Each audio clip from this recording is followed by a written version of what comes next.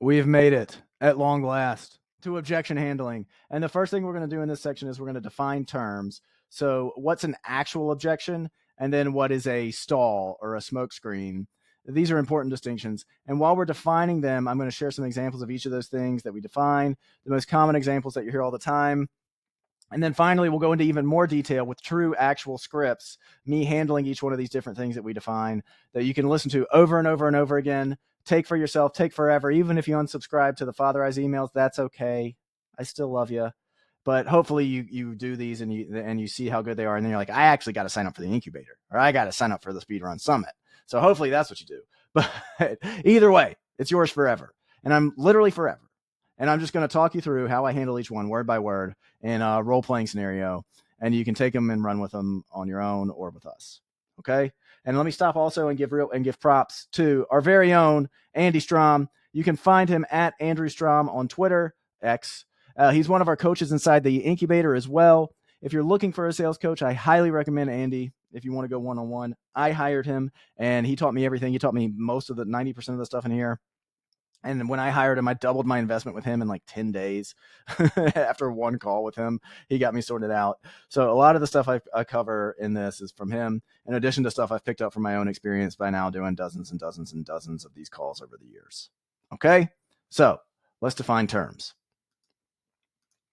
So you just saw in our anatomy of a sales call that you know that we have the emotional discovery, the pitch, the close. So after your close, you're going to get, unless people just say, sure, I'm in, one of three things are going to happen.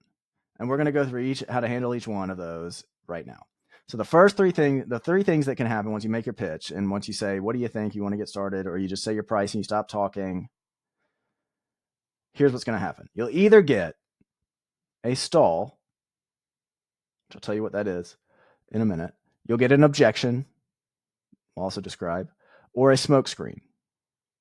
And when people think objection, that's why I called this part objection handling. All of these things are what people normally think of when they think about an objection, but for our purposes, we're going to define them this way because I think I'm pretty good at teaching and communicating this stuff. That's why I do it. And the most helpful way to think about them is the way I've got it. Okay. So we're going to address each one. The first one we'll address is the stall. And the stall, as we mean it in Father Eyes and in the Father Eyes Toolbox, is when you state your price, you go for the close, and the prospect just literally says something random to put off having the uncomfortable conversation about whether they're going to buy from you or not. So let's say you go through your pitch, you close, you say the price of this service is $4,000 a month. And you stop. Or you say the price of the other way you can do it is the price of the service is $4,000 a month. What do you think? You want to do it? And you stop. And they'll say, if a stall will sound something like, interesting. That's all they'll say. You'll get stuff like this maybe 10% of the time. And when they do it, what they're doing is stall. Another stall might be you go for the pitch and you close and they say, okay. That's a lot of money. That's a stall. It's not an objection. It's not a smokescreen. It's just a stall. They're literally just making a statement. They're just saying something to delay the next part of the conversation that everybody knows is inevitable. So another one might be you pitch, you close, you say something, and they'll say something like, all right, gotcha. Okay. And you say that's over the course of 3 months, right? That's 3 months. In this stall, they're asking a question, but it's not an objection. It's not a smokescreen. It's just a random question to clarify something.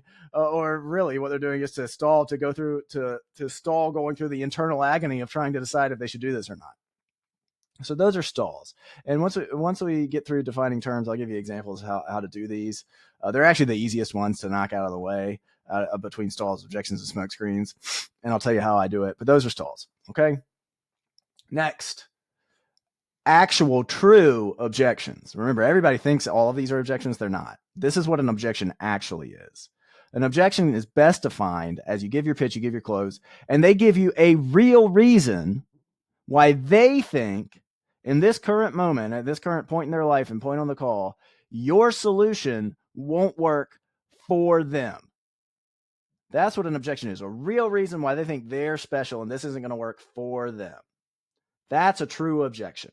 And these are easy to handle, actually, when you learn what I'm about to teach you. But some examples of true, actual, real objections, you'll know it when you hear it, because this sounds something like, yeah, okay, well, that's just a bit out of my price range there. It's a hefty sum. That's a true price objection. It's not what they said in the stall where it's just like, that's a lot of money. They're actually giving you a real reason here. Or they might say something like, oh man, yeah, that does sound good. I'm so busy. I don't have the time. Okay, that's a real objection. They think that's a real reason. You're going to tell them why it's not, but in their head, they're giving you a real reason. They're not BSing you. They think this is real. They might say something like, oh man, I get you. It just sounds like a big risk. Even though you got that awesome guarantee, it just, what if it does? I'm worried it won't work. Okay, that's a real reason. They're worried. It's not going to work because it's too risky. Another common one, that sounds good. I just think I can, based on what you told me, I think I can just do this by myself. I think I can do this by myself. Okay, that's a real thing they think. You're going to tell them why they're wrong, but that's a real objection.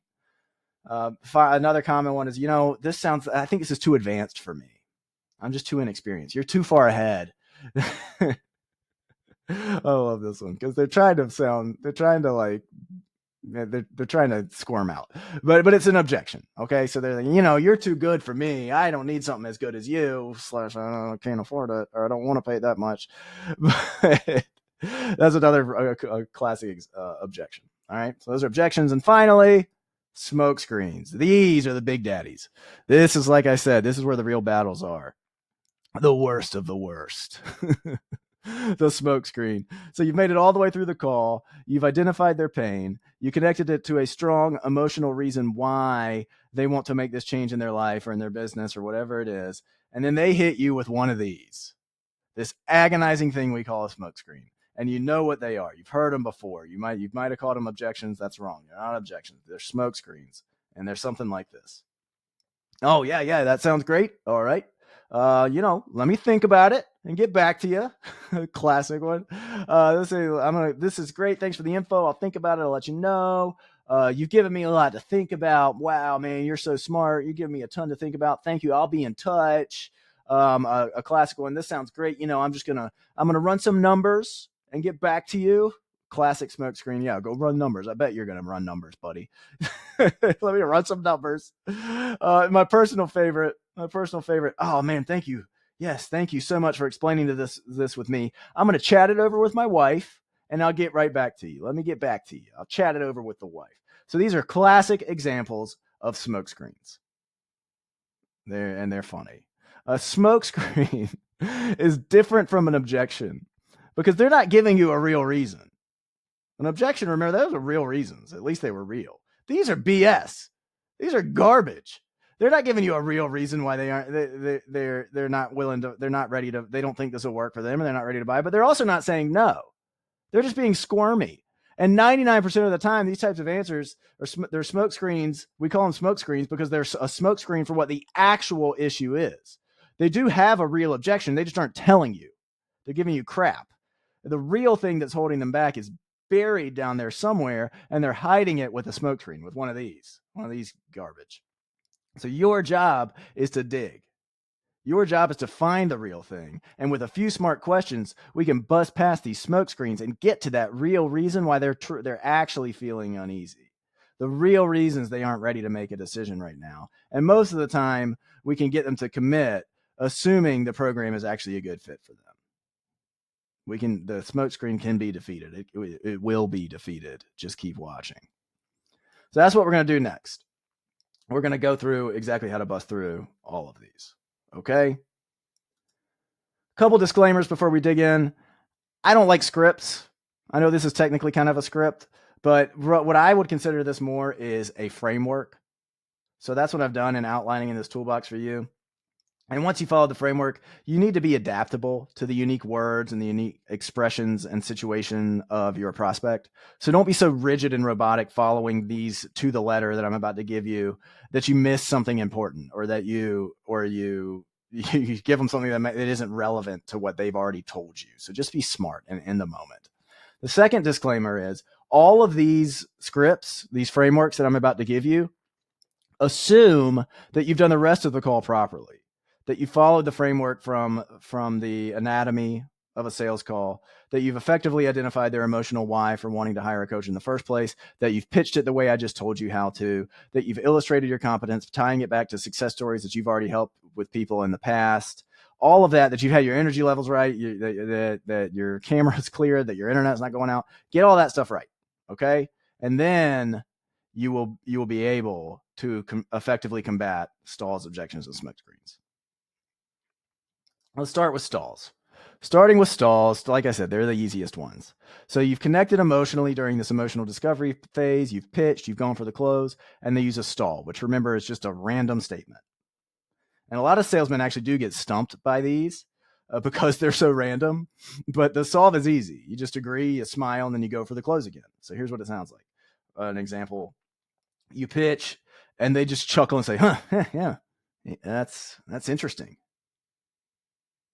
Okay, dude. Don't say that. Yeah, they say, that's interesting. So my response to that is like, yeah, it is. Yeah, yes, sir, man. So you ready to do this thing? Boom. Bat it down like you're playing tennis and you're just volleying it right back to them.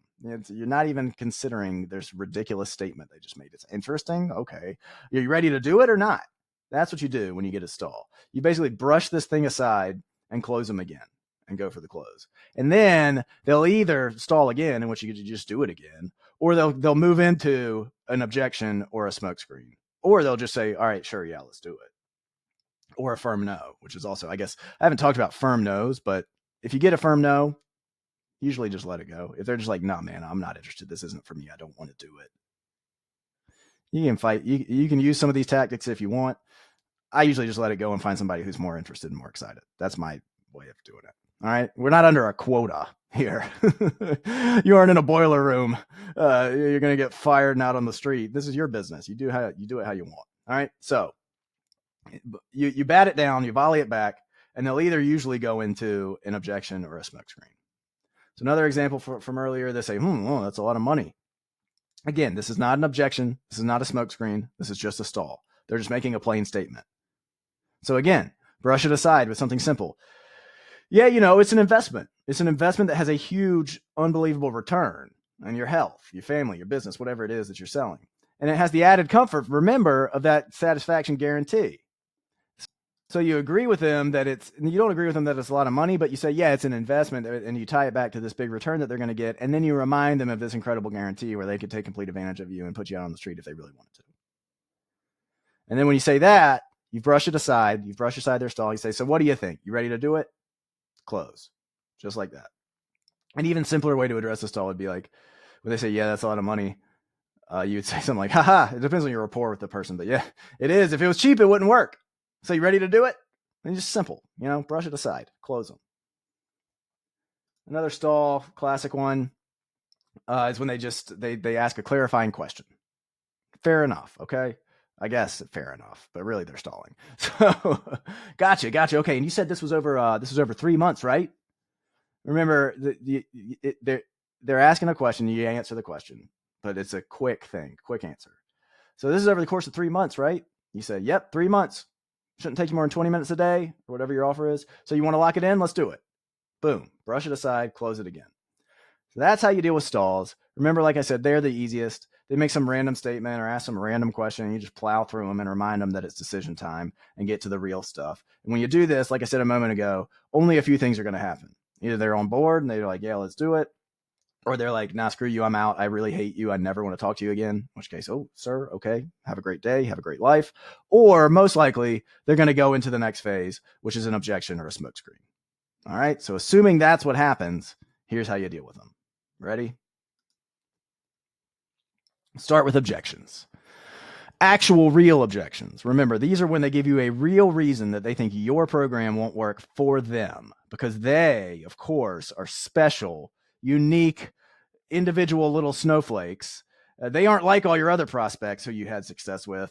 And these are usually rooted in some kind of limiting belief that the prospect has, which actually may be a big red flag.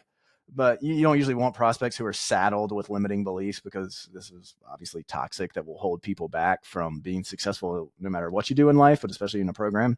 But that's a digression. So what do you do when you face an objection like this? I'll start with my favorite framework for objections, and that is to always relate them back to a story. Think about that in every objection that you get. Relate them back to a story, specifically a story of a past success that you've had with a client who is similar to them or who had a similar objection to them. And then you can use these two in your email sequence, which with your lead magnet too. Think back to that section. Remember we talked about this. This is you're doing it again here when somebody makes an objection. So let's look at some objections that you're going to get. Common ones. The first one is time. Very common. So you gave your price, you pitched, and they say, sounds great. I just don't think I have the time to really do this right. I don't think I have the time. Oh my gosh, people are so funny. This is an objection. So what do? I pull back from my reservoir. So I'll say something like, you know what? I hear you, man. It's funny you say that, actually, because you remind me a lot of this other client I had named Jim. And he had the same job as you. He was crazy busy with kids, family work, all of it. And we were able to actually put together a system for him where he did everything he needed to do to get the results in just 20 minutes a day. And actually, I still have his system lying around here somewhere, which would be perfect for you.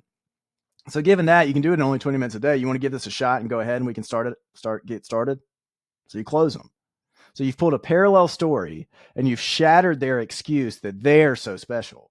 And you've given social proof that you've done this before with someone who was exactly like them or even busier than them.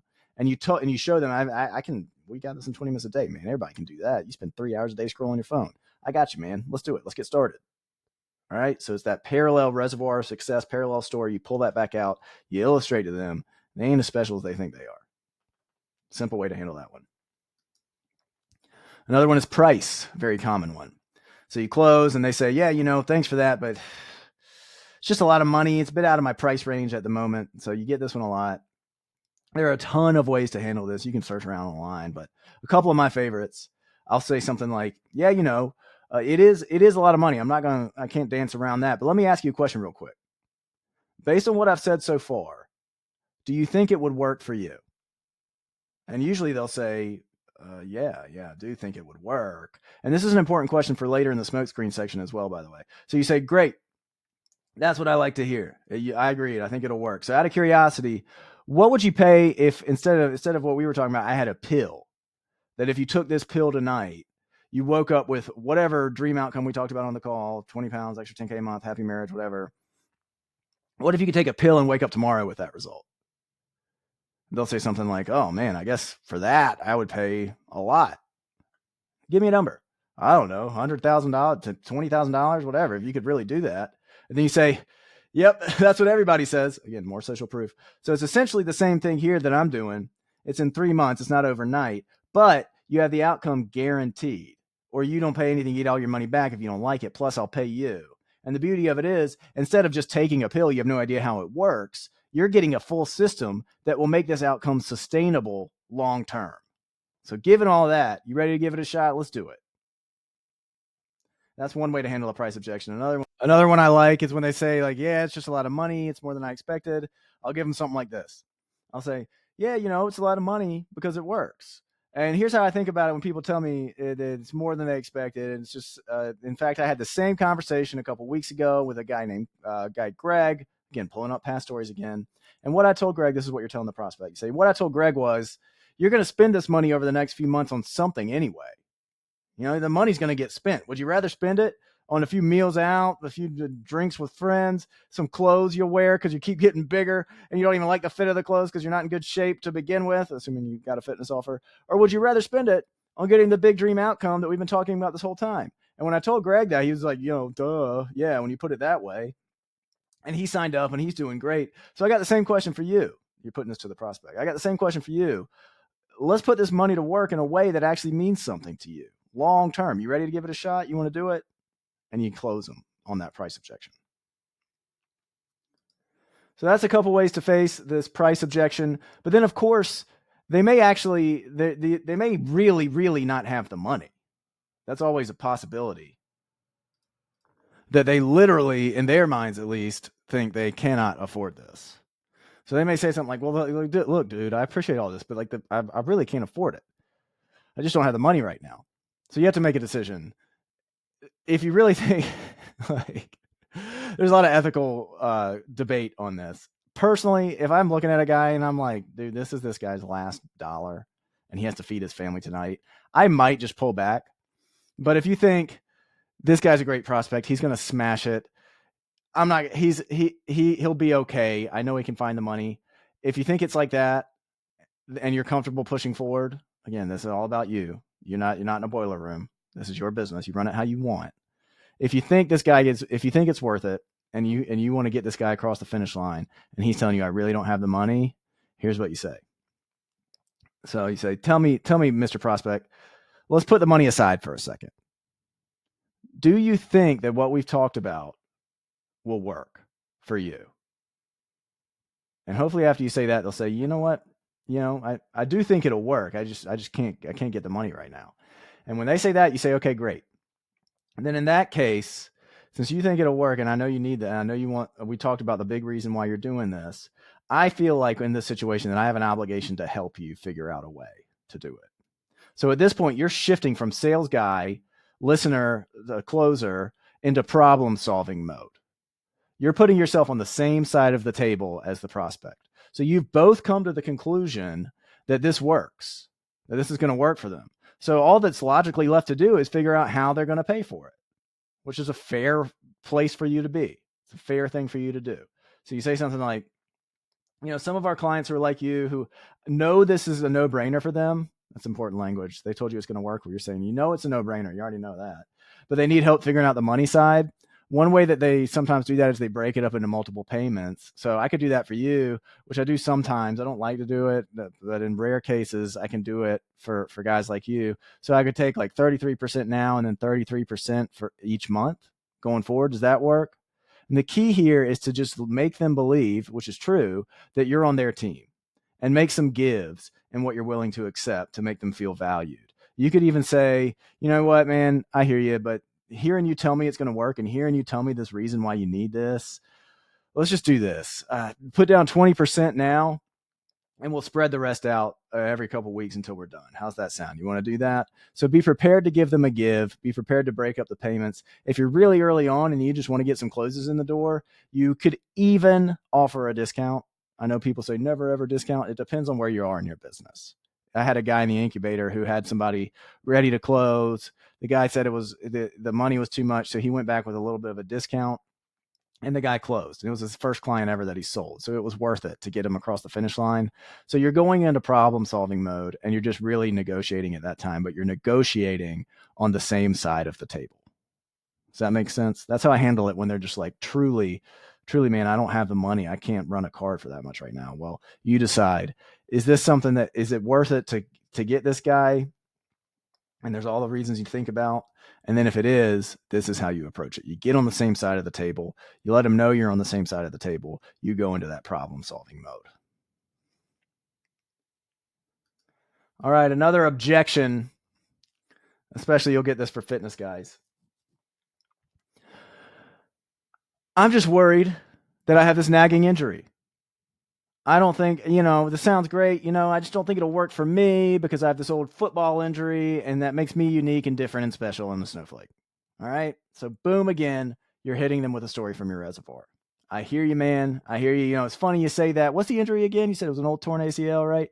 I had a client, Mark, who actually had the exact same injury. Crazy. He had the same injury as you, a surgically repaired ACL. So we put together a program specifically for somebody like that. I still have it around here somewhere. I'll make sure I put you on that one so you don't got to worry about the knee. Sound good? You want to do it? Boom, right into the close. Again, another classic example of pulling from that reservoir and knocking that objection out, proving that the objection isn't the reason they think they have is not a real reason. That's what you're doing with these. And then you're going back for the close. Another one you hear a lot is some variation of risk, a risk objection.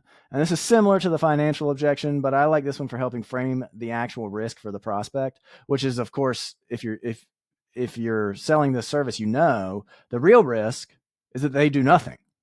And that's what I tell them. So they'll say, man, this sounds good. It's just, it's a big risk. It's a lot of money. I mean, I'm pretty risk averse. What if it doesn't work for me? I just don't like taking risks. You'll hear that a lot. So you respond, you say, yeah, man, I know, I get it. I'm the same way. And a lot of our clients are too. In fact, I had a call with a guy we sat on the other week named Chris, who he had the exact same concern. And what I told him, what I say to everybody who's risk averse who comes on with us, I tell him one of three things is going to happen after you and I finish speaking right now. One of three things. Either you're going to say, screw it, I'm in, let's do this. And you get everything you always wanted and you're happy forever and you lose the weight or whatever the big dream outcome is, you get that and you're happy and everything's great. That's scenario one. The second thing that might happen is you say, screw it, I'm in. And then for some reason, it doesn't work out between us. This could happen. I mean, it's in the realm of possibility. I don't think it will, but it could. You decide it's not working. You aren't happy. You don't like me, whatever. You don't like the sound of my voice, whatever it is. So second thing that might happen is you ask for your money back. And guess what? I'll give it to you. You got some weeks of free coaching. Plus I gave you $100 with my guarantee that I've been talking about. So no harm, no foul. You actually get paid to do this. That's scenario two. The third thing that can happen after you and I finish speaking is that you say, no, I'm not going to do this. That's the last possible outcome. It covers all the bases. And then 6 months go by and nothing changes. And you're in the exact same place you're in now, except you're 6 months older, 6 months more weight, 6 months, whatever his problem is compounded over 6 months. Which one of those sounds the riskiest to you? And whenever I tell a prospect that, they always say scenario three. Scenario three is the only one that actually has any risk at all, which is true. And one of three things are going to happen when you and I get done talking. Either you say, let's do it, and it works. You say, let's do it, and you don't like it, and you get paid. Or you say no, and the time keeps going, and you keep getting worse. So which one is it going to be? Boom. You do that, you stop them in their tracks. And I usually say you can't logic somebody into making a decision. You have to appeal to their emotions. But this trick is actually using some logic and appealing to the emotions. It's doing both, which is why I love it so much. It's logical and emotional. And people can't wiggle their way out of it. Again, assuming they're a good fit and you believe you can get them results you're promising. Otherwise, don't force it. Okay? And you should let them go. That's my ethical disclaimer. But that's how you handle it when they're just like, it's a big risk. So you look, man, I get it. But tell me what's more risky. One of three things is going to happen. You get what you want. That's awesome. You say yes, but you don't like it. You get paid. Or you say no, and you just keep getting worse. Which one's riskier? That's what I thought. You ready to do it? Let's go. Another objection. I told you I'm doing them all, man. I'm giving you guys. This is like shaking my head. My friends are making fun of me for giving this away for free. I've been talking to them about it, but whatever. That's what we're doing. Another objection. Yeah, this sounds good, but actually, I think I can do it on my own. I think I'm a super genius. I think I'm incredible. I've been living my whole life up to age 40, and I haven't done it. But I think now that I've talked to you for 45 minutes, I think I can do it on my own. You get these sometimes. You know what, man? Nah, I got everything I need. I'm ready to go. Okay, dude. So when they give you this objection, you go back to your bag of tricks. You use your reservoir. You use your social proof. Yeah. I've heard guys say that before. And what I usually say is this. In fact, I had a guy, Mike, say this a few weeks ago, who did wind up coming on with us. He's doing great now. I say, if you could do it on your own, why haven't you? What's stopping you? And the answer is usually something around accountability.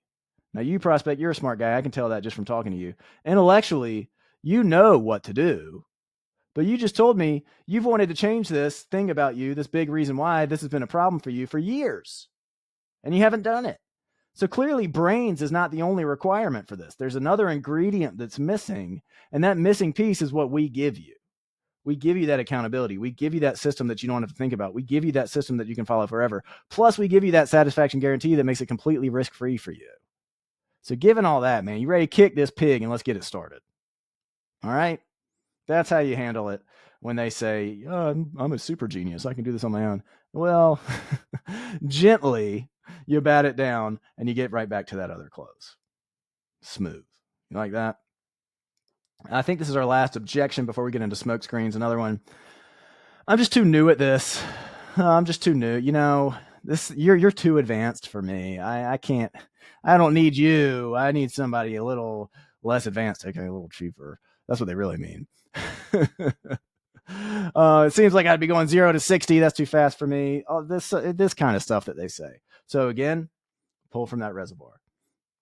And guys try to give me this one for the incubator. And this is what I do with them. I pull from the reservoir.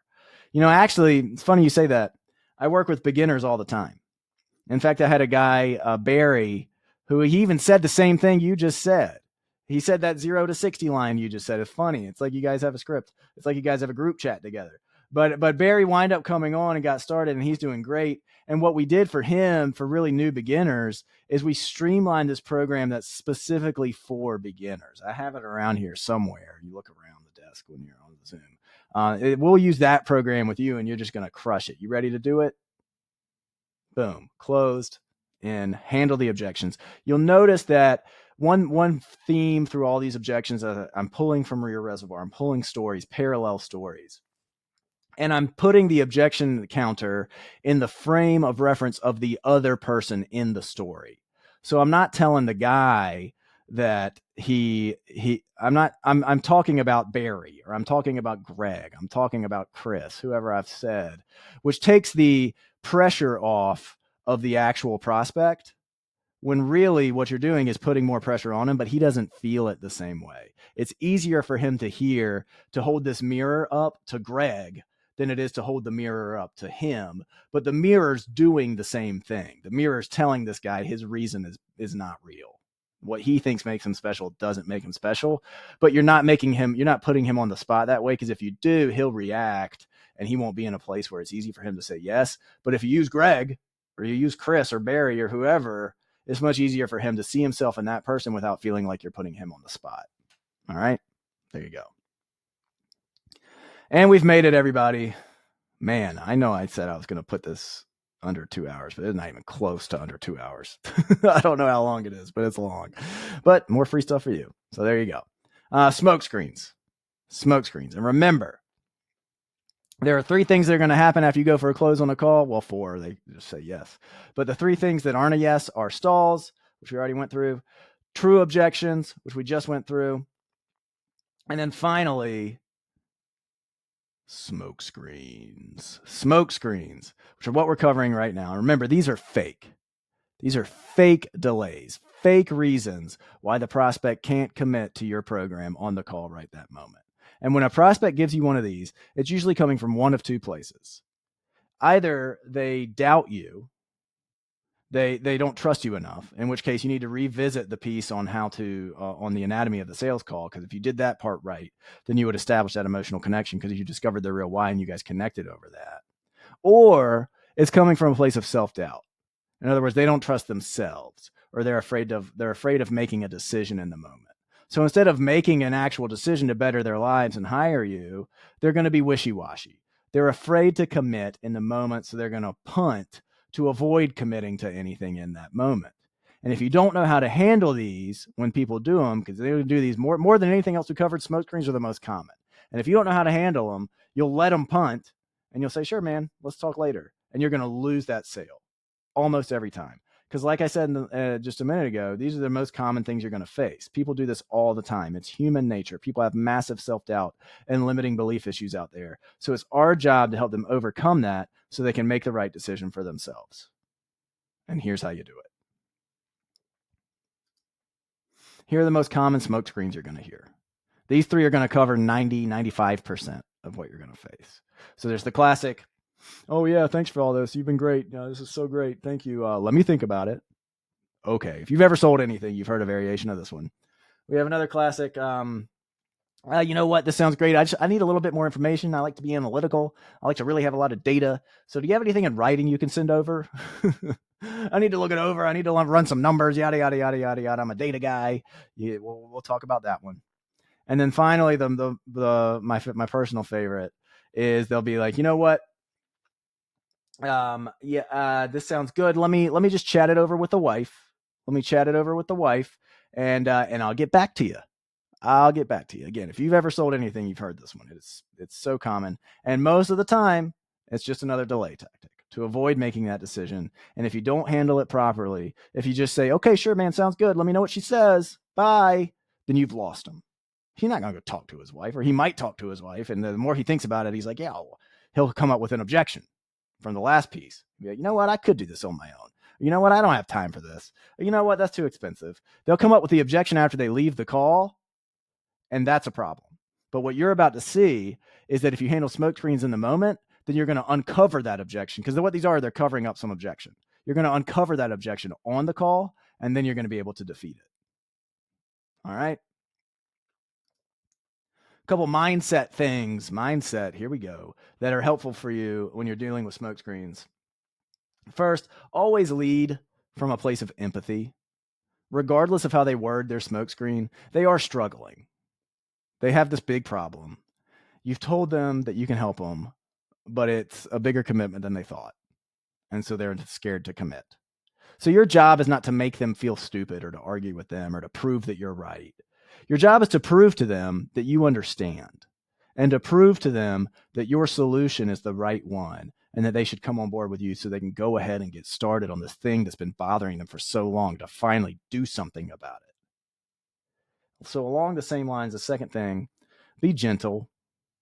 Don't be an asshole. Excuse me if your kid's listening. Don't be an a-hole. Don't be combative. Be calm. Act like you've done this a million times before, and you're going to gently guide them toward the actual objection and toward a new close. Be prepared to give up, quote, some things to get them across the finish line. And I'll show you what I mean by that as we get into the examples.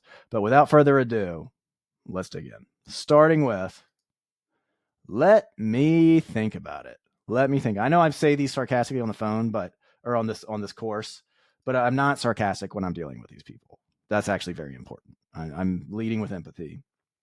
I'm gentle. I understand that they are struggling with this. Okay, so I'll try to temper my sarcasm, but you can go be sarcastic in the incubator with your friends afterward. But when you have them on the phone, be real. Try to be empathetic with them. All right. So classic. Let me think about it.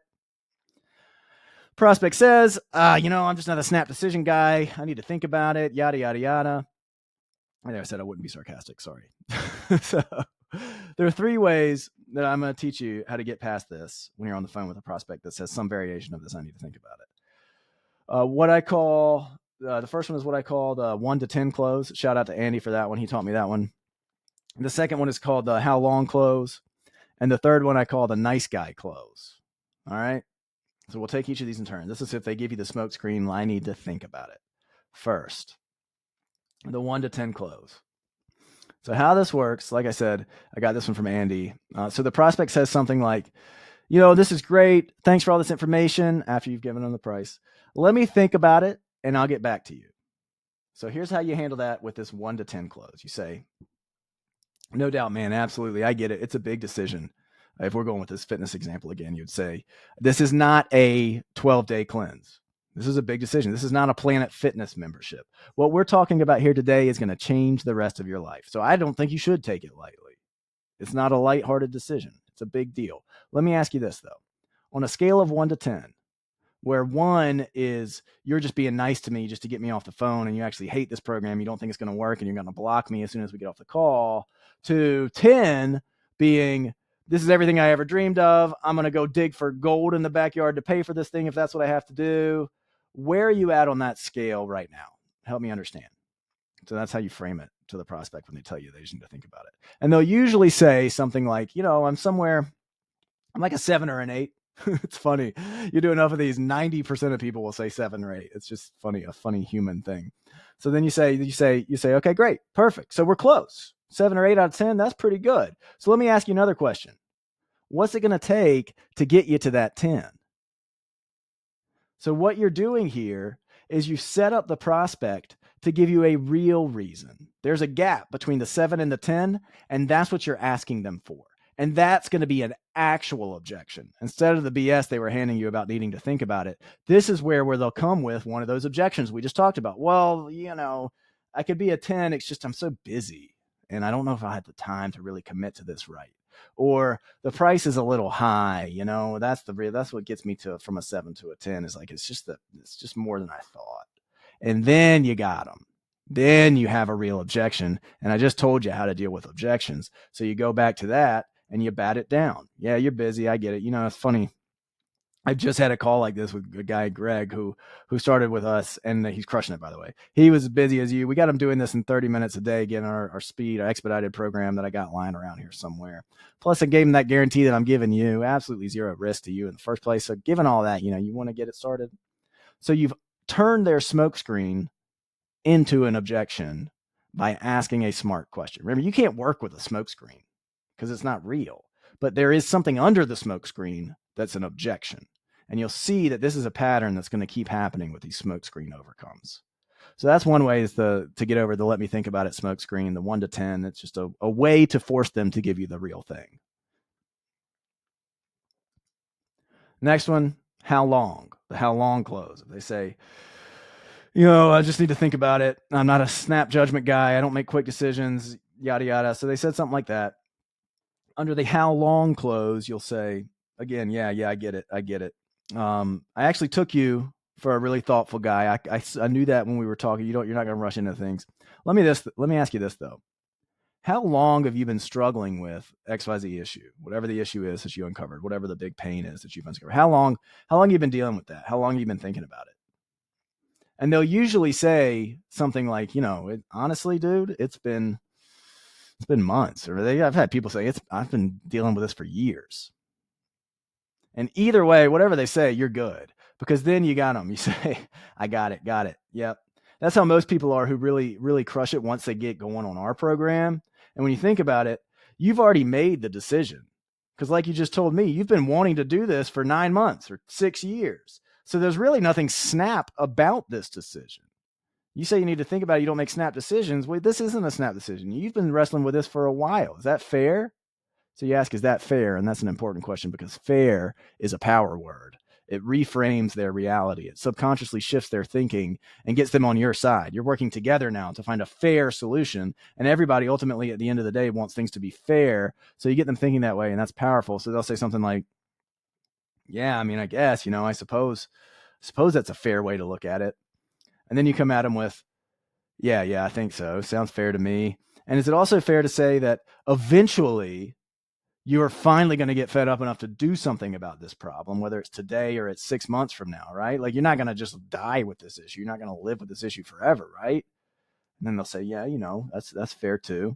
And then now you really got them. You come back with them and say, so then let's do this. Again, assumptive language. You're driving this car now. You say, so let's do this. You've been struggling with this for 9 months, 6 years, whatever it is, and you're going to do something about it eventually.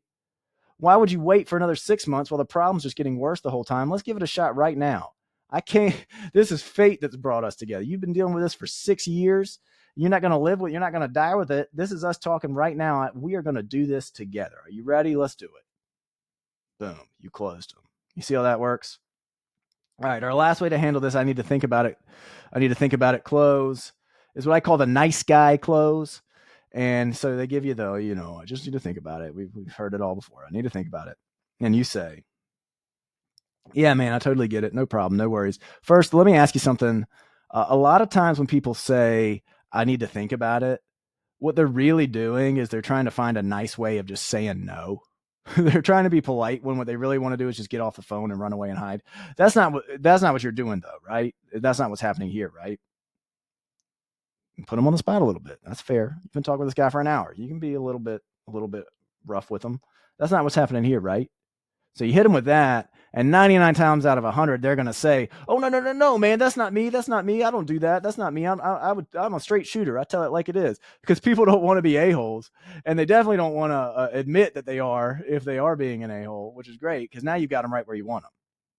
So you laugh, and you say, yeah, I know. I didn't think so. I just wanted to make sure. Let me ask you another question. Based on what we've talked about so far, do you think this program will work for you? And what this does, again, is it's opening up that gap. It's brushing out this smokescreen and giving them a chance to tell you the real thing, the real objection. So either to say, putting it that way, like, I actually don't think it'll work because of XYZ reason. I'm too busy. I got this injury. I'm too new, whatever. Now you've got an actual objection. So now you go back to the objection thing we just went through and you handle it that way. Or they might say, yeah, you know what? I do think it'll work for me. Actually. I do. Yeah, I do. In which case, you're going to close them again and you give them this. This is powerful, what I'm about to say. So they say, yeah, I do think it'll work for me. You say, perfect, man. I agree, actually. Based on what you told me, this is actually perfect for you. Again, you're driving them, you're directing them, you're telling them what's happening next. So then you say, let's do this. Since we both know it'll work for you, he just told you it'll work for him. So this is fair for you to say. Let's do this. Since we both know it's going to work for you, let's go ahead and try it out.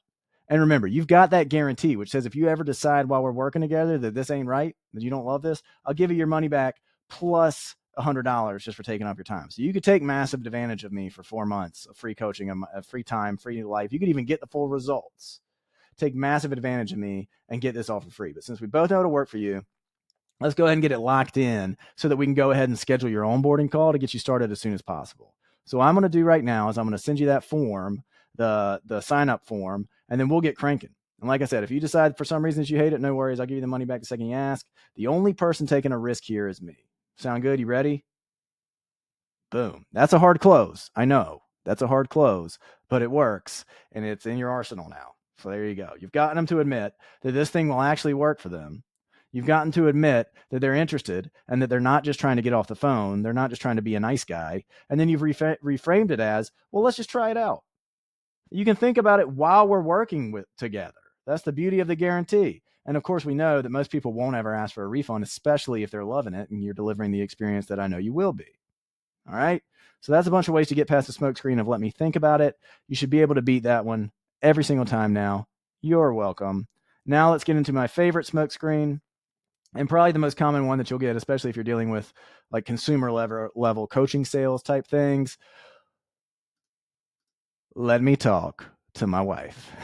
Let me talk it over with the wife. And this one can also work anytime the person you're on the phone with isn't the actual true decision maker, assuming they have a credit card on them that they're allowed to use at all. This is a great way to go ahead and get them to commit and get them bought in while also making you look like a really great and reasonable guy. And the way I overcome this one is the big give. The big give. And this is a powerful weapon to use when your prospect says, let me talk it over with my wife, or let me talk it over with my husband, or whatever it is. So here's how it works. We're going to walk through it in real time. So first, you've done your pitch, you've done the close. Oops. You've done the pitch, you've done the close. And they say, hey, you know what? Sounds great.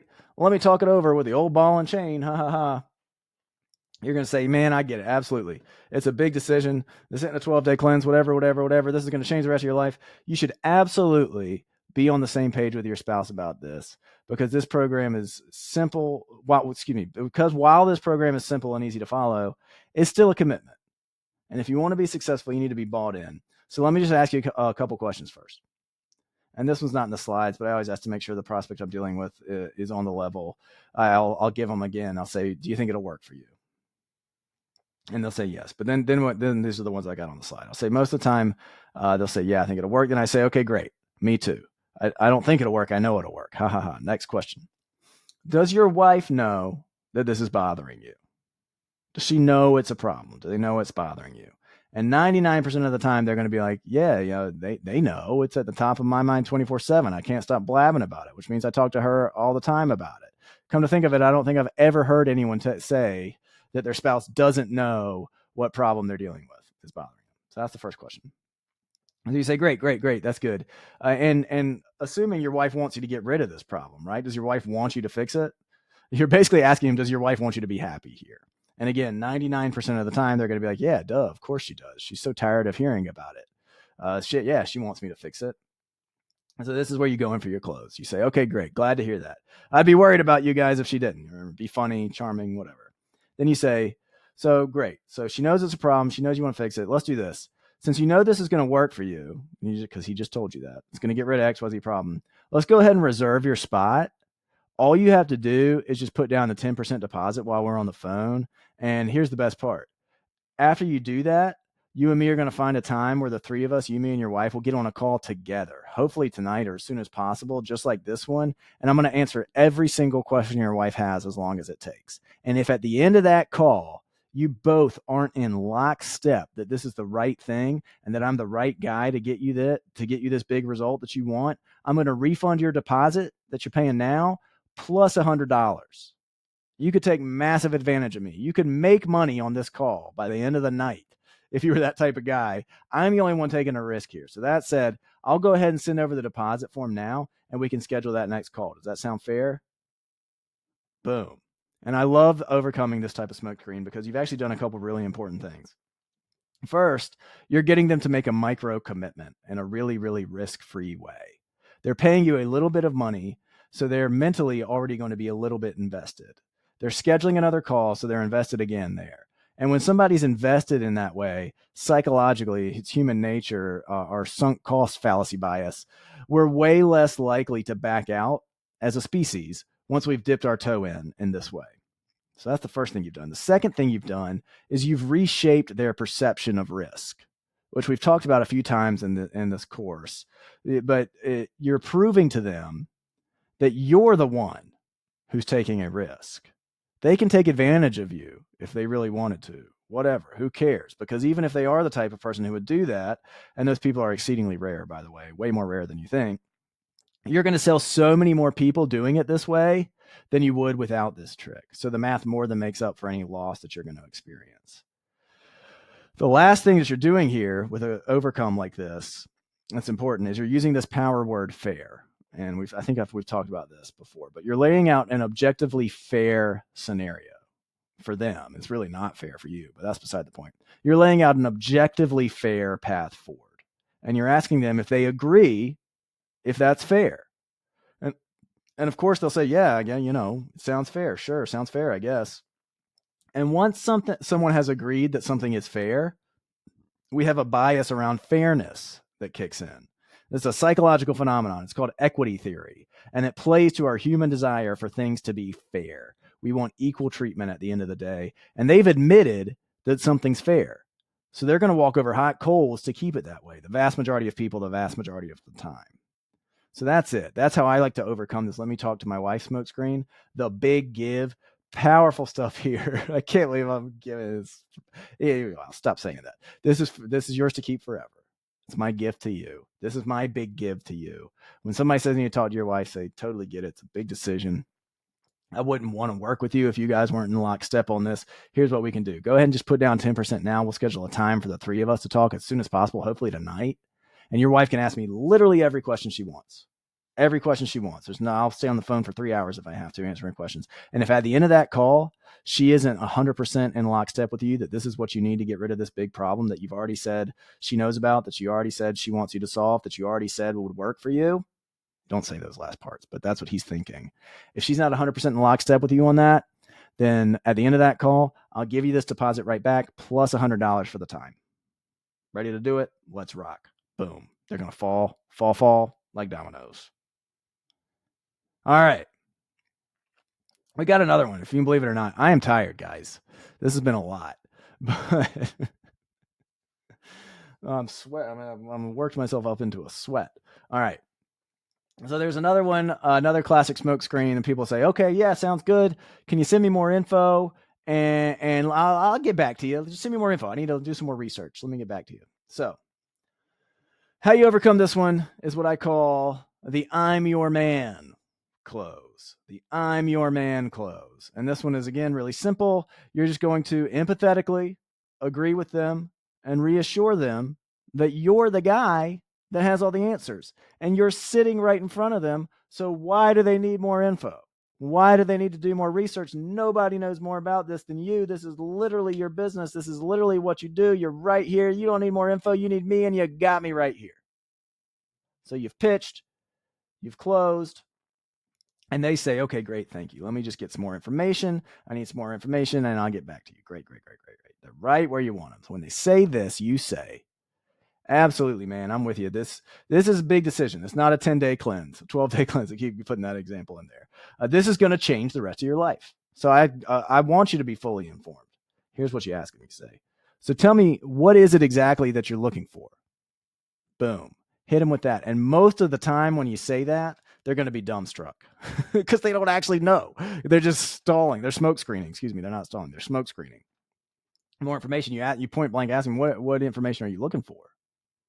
Oh, I didn't think about that. So a couple of things are going to happen. Either they'll have zero idea what they want, or maybe they might list out a couple of things that you can, of course, easily explain right there on the spot and then close them. Because remember, this is a smokescreen, which means it's not real. And when you do what I'm about to explain, you'll uncover the real reason they're hesitating. So let's look at each option that can happen when they do this. So let's pretend you say, sure, man, yeah, I get it. It's a big deal. I want you to be fully informed. Tell me, what is it exactly that you're looking for in the form of more information? And then they're just silent and they go, well, actually, I'm not sure. I need to see something in writing. That's what they say a lot of the times. I never make decisions until I have something in writing. No, no, no, no. You'll get stuff like that all the time. In that case, you say, sure, man, I can send over whatever you need. Just let me know. But nothing's going to be better than what you got in front of you right now, which is me. So what about this program is giving you pause? Is there anything you think that won't work for you? Bam. And you frame it just like that. Is there anything you think that won't work for you? They're going to come back with something else that is the actual objection. Like they might give a price objection, or they might say they need to talk it over with their wife. Again, a smokescreen, which we just told you how to handle. But you've moved the goalpost and you're forcing them to give you something else besides the stall tactics of, well, I don't know, just let me get some information from you and I'll get back to you. That's BS. So you're asking them point blank, well, what do you want? I'm right here. What do you want? And then they say, I don't know. You now have the opportunity to say, is there something else that you're not telling me? Is there something else? Is there something about what we've talked about that you think won't work for me? And that's your opportunity to get the real objection and handle the real objection the way we've taught you how. The other thing that they might do in a situation like this is they actually do have some things they want to see. So they might say, I just want to see like what the platform looks like, or you got a case study, white papers. People love asking for white papers. They don't even know what a white paper is. They just ask for it. Say, I got to see some case studies or testimonials. I want to see some references.